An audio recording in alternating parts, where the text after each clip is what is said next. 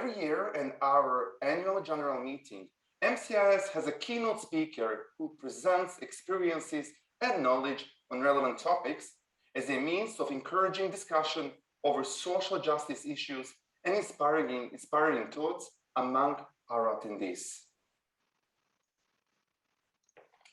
Diana, your sound, your microphone. Thank you. This year, MCIS is honored to have Nusat Abbas as our keynote speaker. Nusat brings years of local and transnational experience to her work in the arts, education, and social justice. Trained in comparative literature, women's studies, and creative writing, she has taught at schools, colleges, and universities in Canada, the US, and Europe, facilitated community art projects for refugee and immigrant women and girls, curated cultural events and festivals, and worked with feminist and independent bookstores and organizations. Her essays, reviews, and interviews have appeared in local and international journals, newspapers, and magazines, including the Globe and Mail, Horizons, This, Fuse, Wasafiri, World Literature Today, Oral History Review, Annual of Urdu Studies, and translated into Polish, Znak. She's the founder and publisher of Trace Press. Without further ado, please help us welcome Nusat Abbas. Hello and good evening, everyone. I know you're all really tired. You've been working very hard for several hours now, but I want to thank you very much because one of the things that I've learned over the past year is the work that MCIS does, and I'm so impressed. I did attend Language Advocacy Day, by the way, in February and loved it, and it really resonated with the kind of work that we're trying to do at Trace as well. So I'm just very excited to meet all of you. And to connect with all of you, to tell you a little bit about what I'm doing.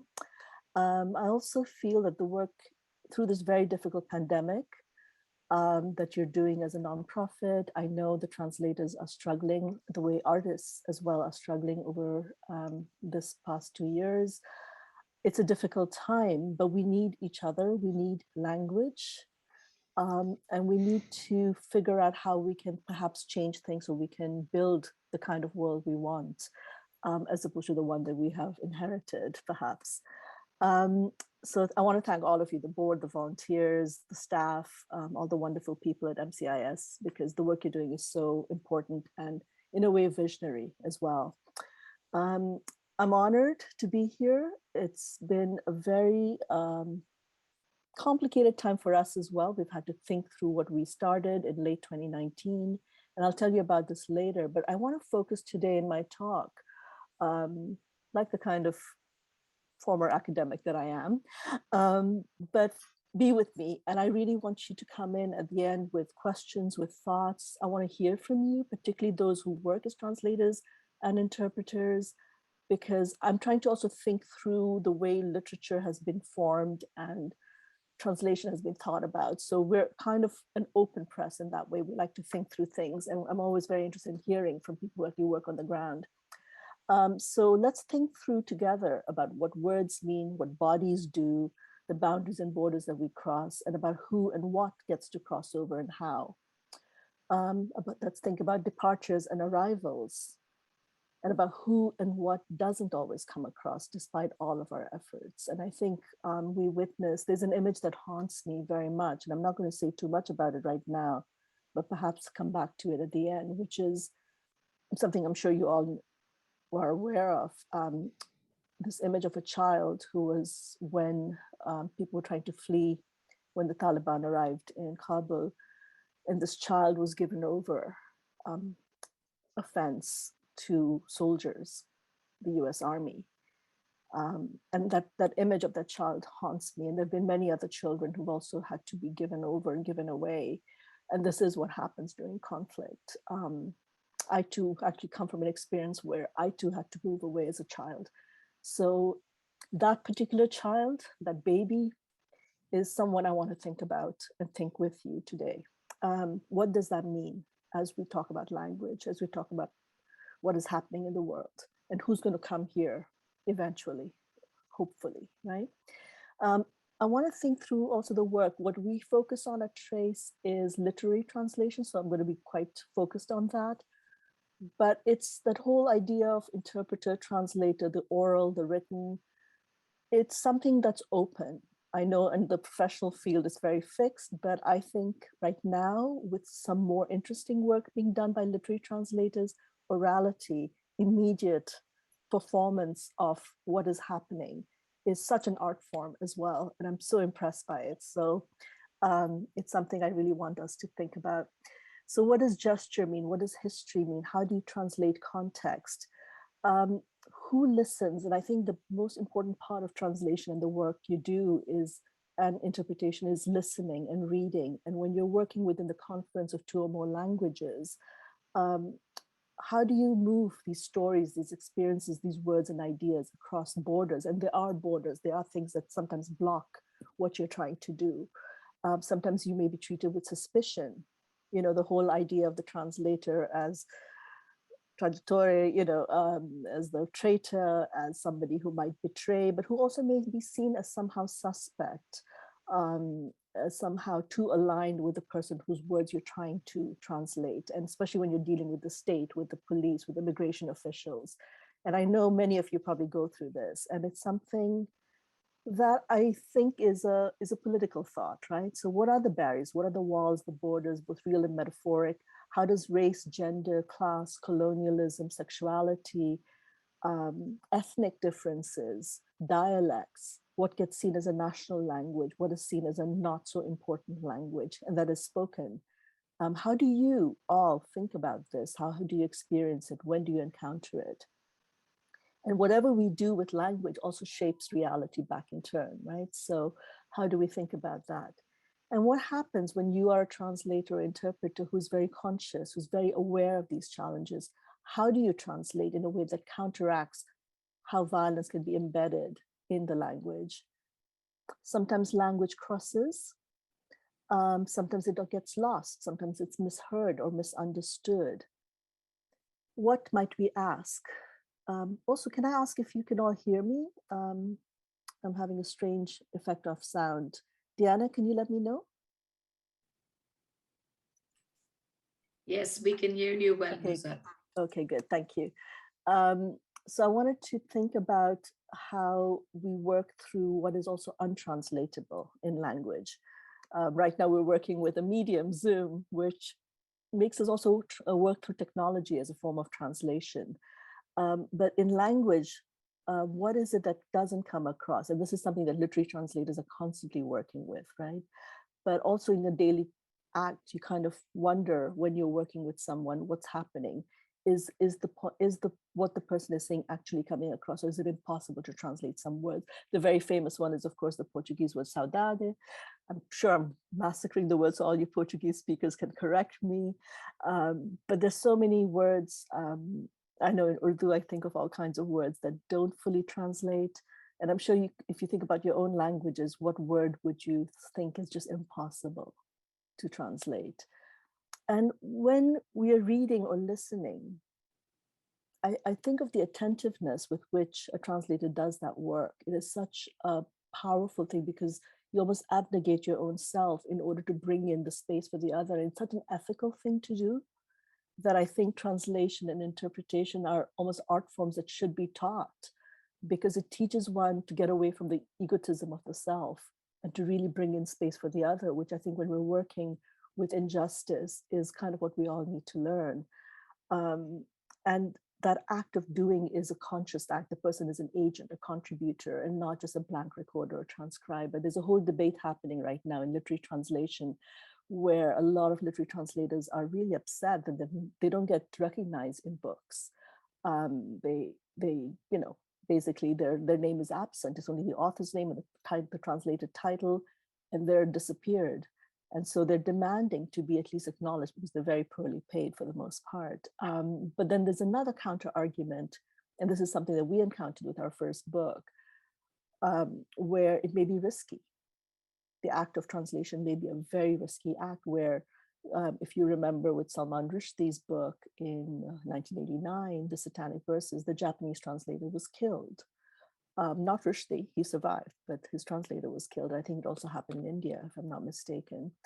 So a lot of people who are kind of working with texts that are somehow critical of the state, have to think very carefully. And this, we're watching this happening right now in Afghanistan, where all the translator interpreters who were working for the United States and Canada, who were promised that they would be taken care of, are now suddenly abandoned. The same thing happened in Iraq.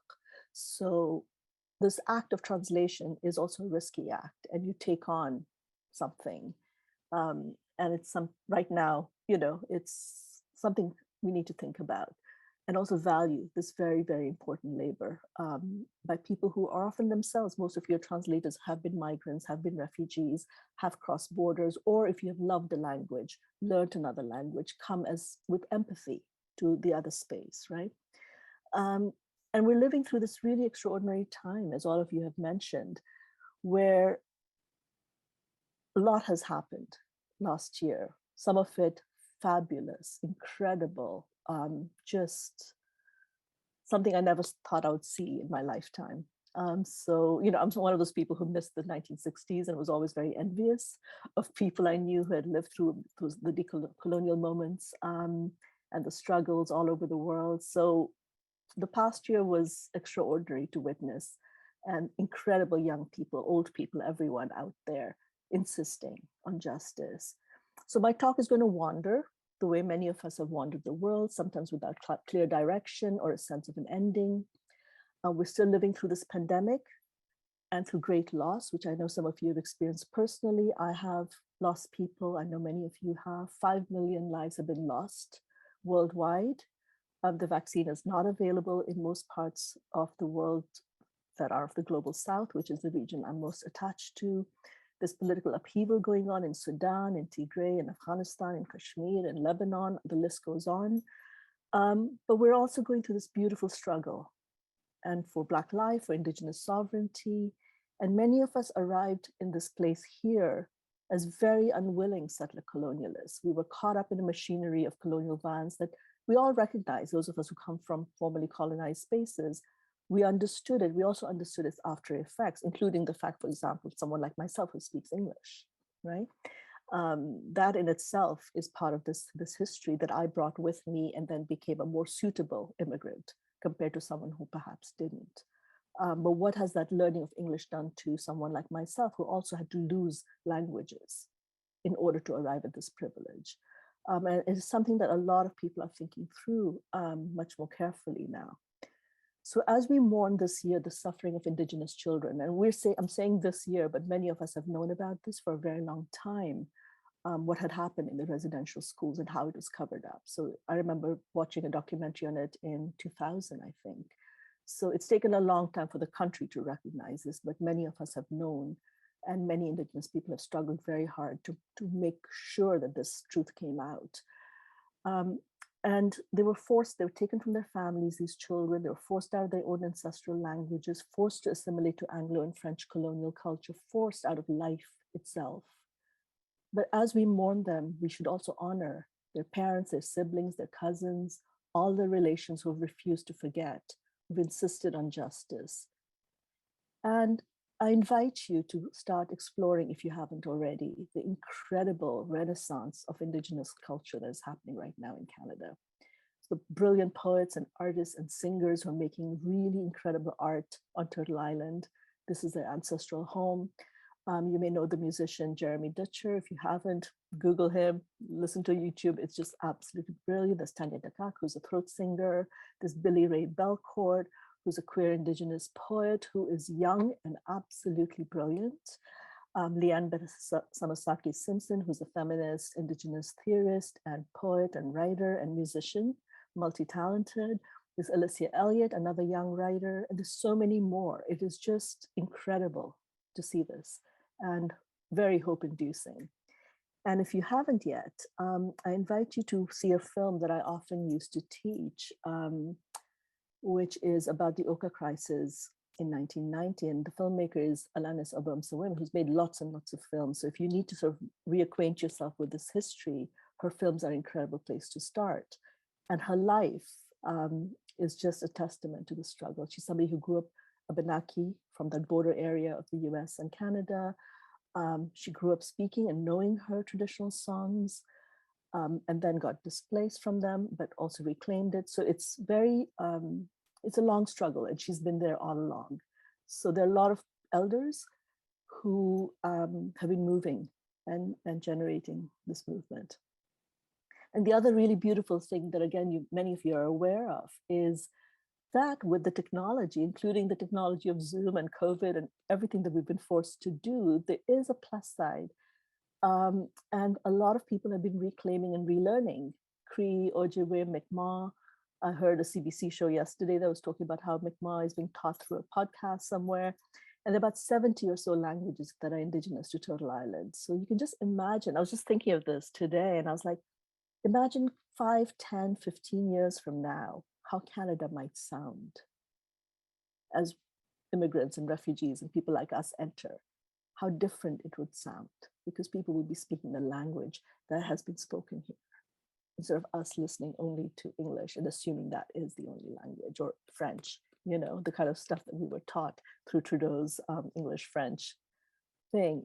So it's, to me, that sound that I can imagine. Sometimes I live near the lake and I walk by the lake and I imagine those languages being spoken there. You can sort of hear it in the wind. It's there. The land carries it. To me, that is the sound of hope and of freedom. And language, as we all know, especially those of you who translate, also carries ideas, relationships to land, to histories, to people, to memory. And so along with this resurgence of language, there are also experiments going on in poetry, music, and theorizing that can teach us all, if we take the trouble to read and to listen and to watch, even look at art, to learn to see this landscape that we are living in differently from how we've been taught to see it, to understand these histories, these trees, the waters around us, and collectively we can start to undo the damage that colonial education does. Those of you who have children probably know how little your children are being taught in schools, colleges, and universities. It's a long way to go, despite this rhetoric of reconciliation and so-called, you know, racial justice against anti-Black racism and the history of slavery. So, I mean, I've taught for a long time. It's been a huge struggle. And so I ask of you, perhaps, if you are so inclined, but I do ask that of you, that you ask your schools where your kids go, the colleges they attend, the universities, to start changing things, to start changing the curriculum, to reflect reality, basically, right? You don't want your children to be taught lies, which is kind of what colonial education is. It's this big whitewashing of the world. So how do we undo that collectively together as allies, right? Because we're all kind of occupying different spaces in this land. And if we ask this, if we work together to create a more just education system, then you hope that things will change, your children, grandchildren will get a better education, and that'll allow them to recognize where they are, where they live, and what needs to be done here on this land. And we have been, you know, fortunate to enter, but without really the permission of those who actually are of this land. And that is kind of a shamefulness that I carry with me, that I don't know the language. Every place I go to, I try and learn a little bit of the language, yet I've lived here for years and I don't know the language that is spoken here. And that is a shame. That is a terrible shame. So reclaiming language is one way to work against the effects of colonialism. And another way, and this is something, again, you may be grappling with, is how do we work with this language, in this case, English, which is a Germanic Anglo-Saxon language that traveled across from Europe to part of that small island off the coast of Europe that we all kind of think of as so important, but it's just a tiny island. And English is the space of England, which is a small part of that island. And that language, that Anglo-Saxon Germanic language, arrived there in the 5th century, perhaps.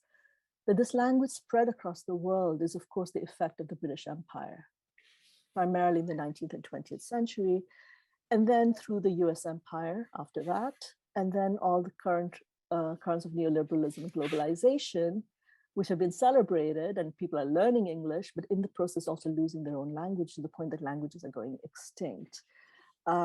There's also a kind of spurious multiculturalism and multilingualism that we might want to be a bit wary of. when it happens in that way.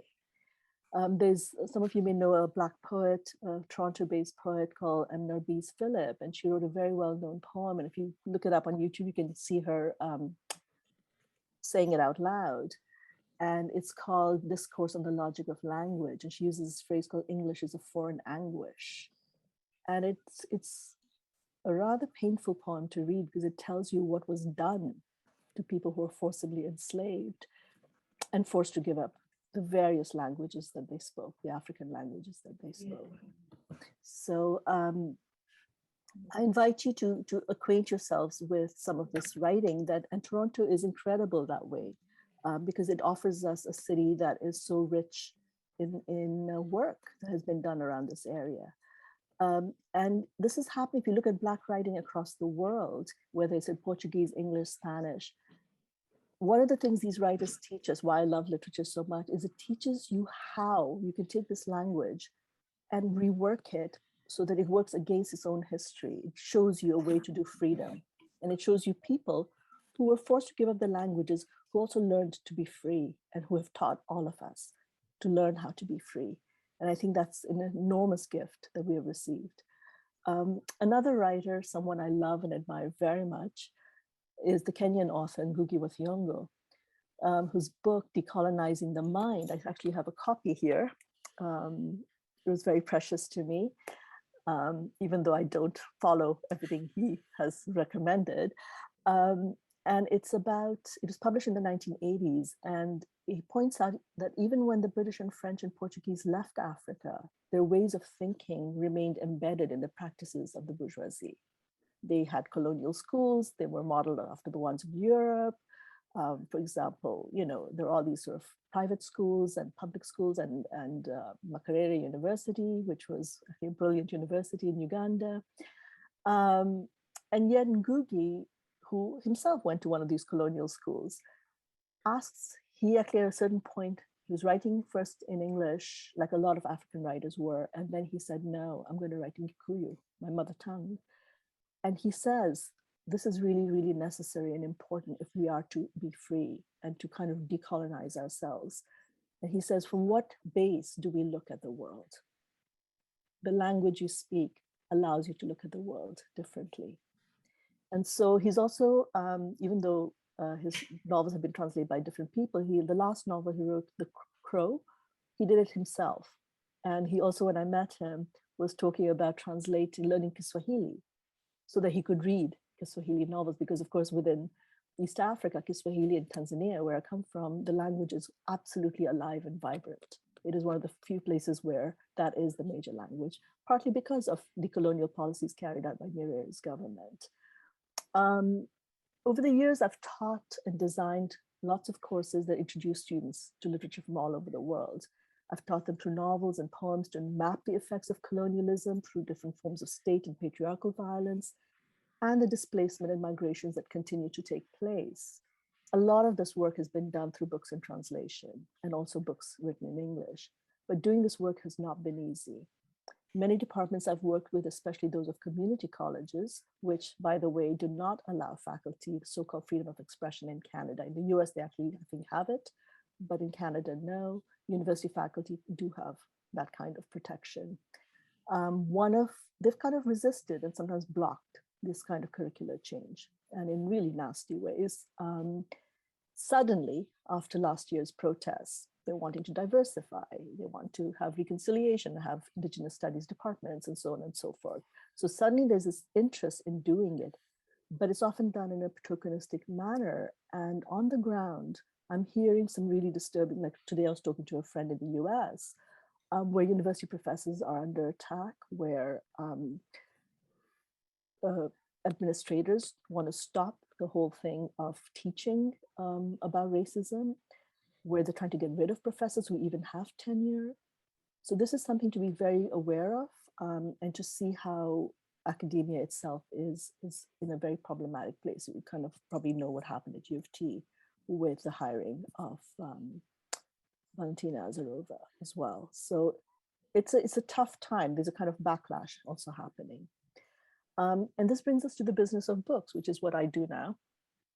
The BookNet survey of 2018, which is sort of this nonprofit that looks at the book business in Canada, shows that Canada's publishing sector is 82% white, 74% female, 72% heterosexual, and this has been borne out by repeated racist, sexist scandals that came to light in the past, like I would say 4 to 5 years. And I'm sure there's been plenty before that we don't know about.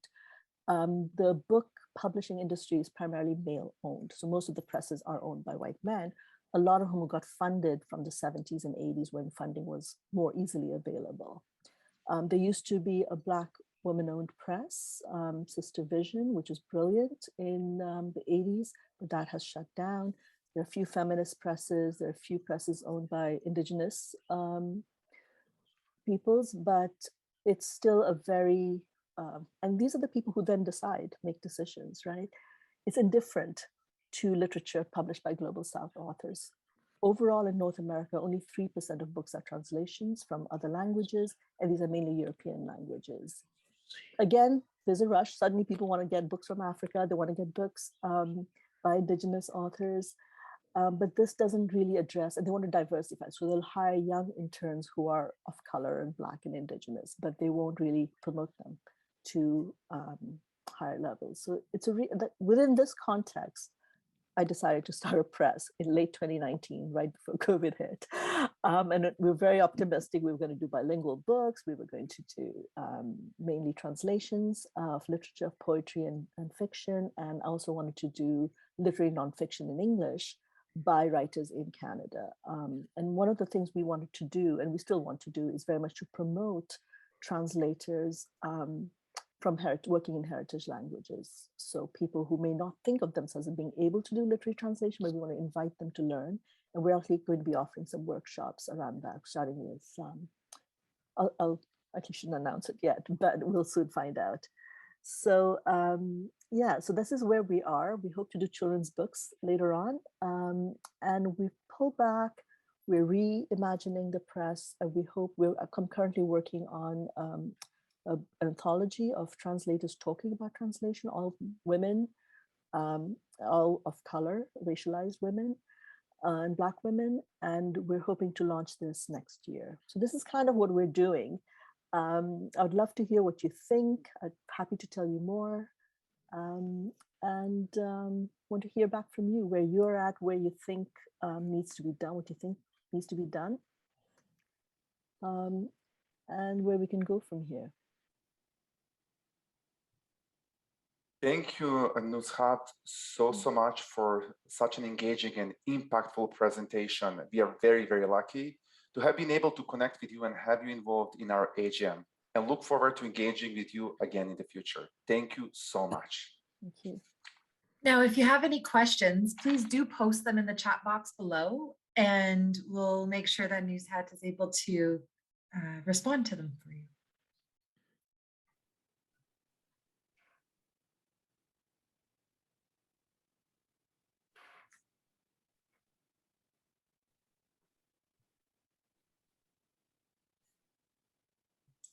Of course, if you have questions at a later date, we're happy to send the questions to her and provide responses.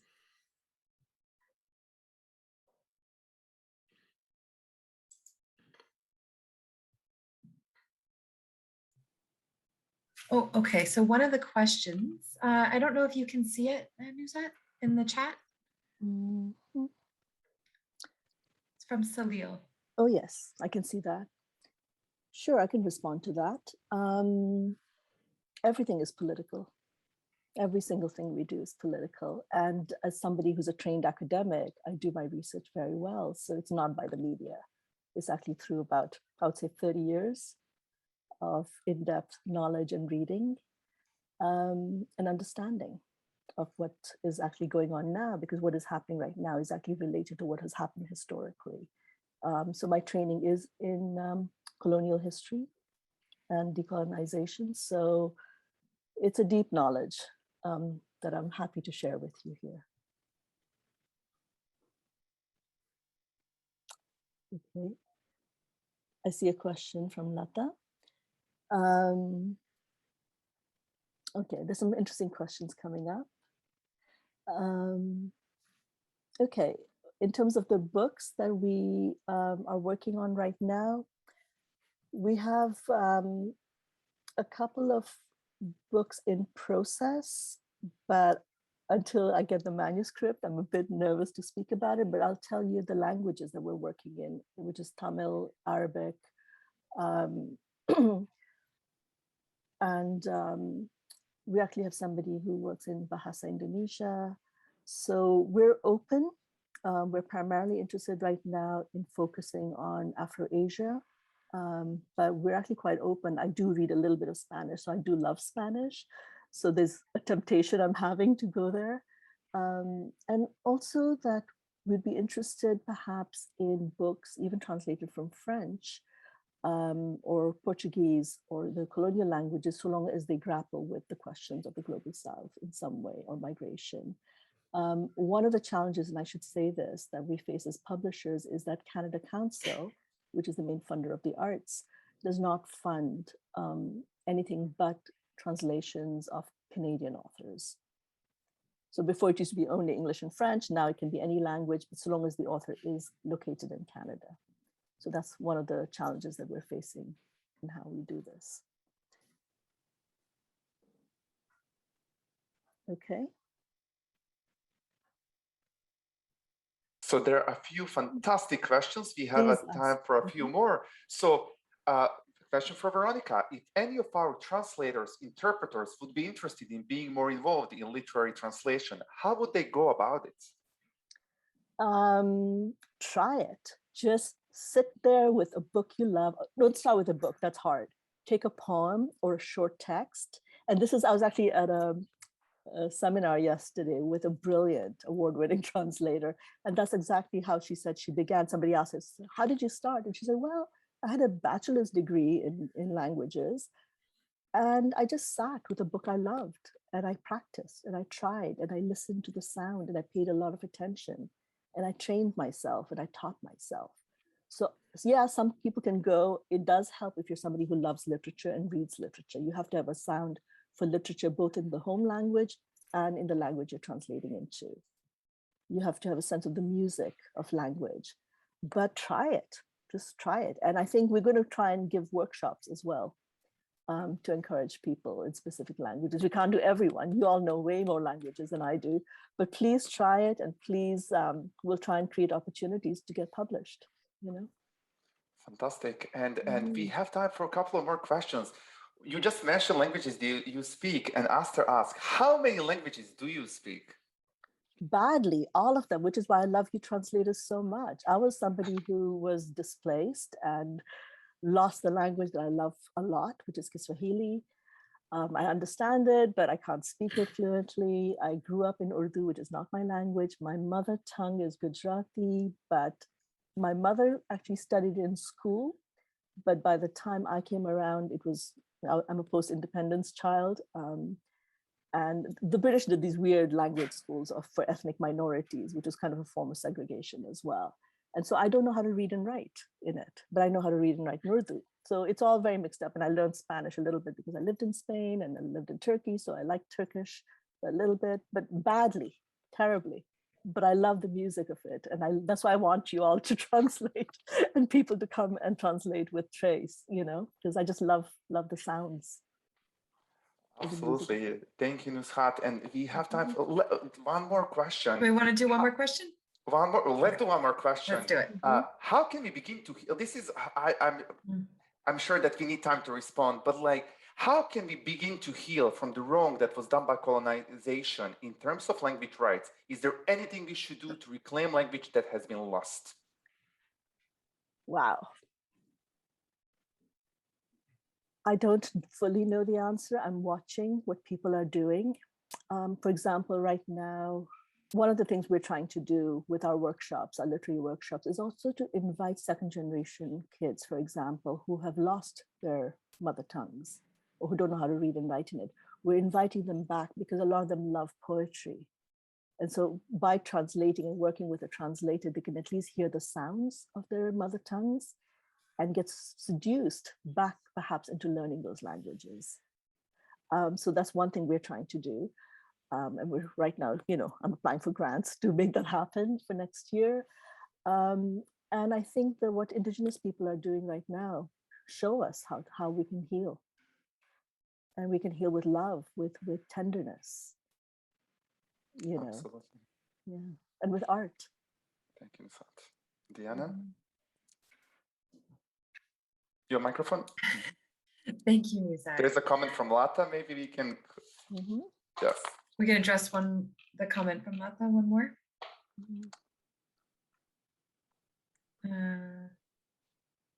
Oh, it didn't come out clearly. 82%. We are tiny. We are totally like small. And we have, I think, a really good idea and a lot of passion. I'm getting tremendous interest from people. I mean, the challenges are huge because the way Canada Council, the way funding is set up, it does not encourage a press run by someone like myself, right?